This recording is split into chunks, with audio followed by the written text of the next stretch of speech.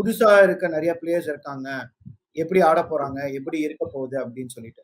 But முக்கியமான விஷயம் test match பொறுத்த வரைக்கும் எக்ஸ்பீரியன்ஸ் ரொம்ப ரொம்ப முக்கியம். ஏன்னா டெஸ்ட் மேட்ச்ல பொறுத்த வரைக்கும் எக்ஸ்பீரியன்ஸ் இல்லாம உங்களால போக முடியாது.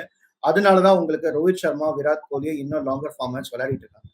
அதே மாதிரி இன்னும் 2 பிளேயர்ஸ் ரொம்ப இம்பார்ட்டன்டான பிளேயர்ஸ் பாத்தீங்கன்னா போலிங் பொறுத்தவரையில் ரவீந்திர ஜடேஜாவும் ரவிச்சந்திரன் அஸ்வினும் வந்து ரொம்ப இம்பார்ட்டன்ட். அதுக்கேற்ற மாதிரி ஃபாஸ்ட் பவுலர் சப்போர்ட்டும் ஜஸ்பிரீத் பும்ராவும். ஸோ ஆல்ரெடி நீங்க பாத்தீங்கன்னா பேட்டிங்ல 2, போலிங்ல 3, 5 பேர் வந்து இந்த டீம் வந்துடுறாங்க. நான் இன்னொரு பிளேயரை கூடயும் நான் வந்து ஒரு ஸ்ட்ராங் லைன் அப் சொல்லுவேன் எக்ஸ்பீரியன்ஸ்ல.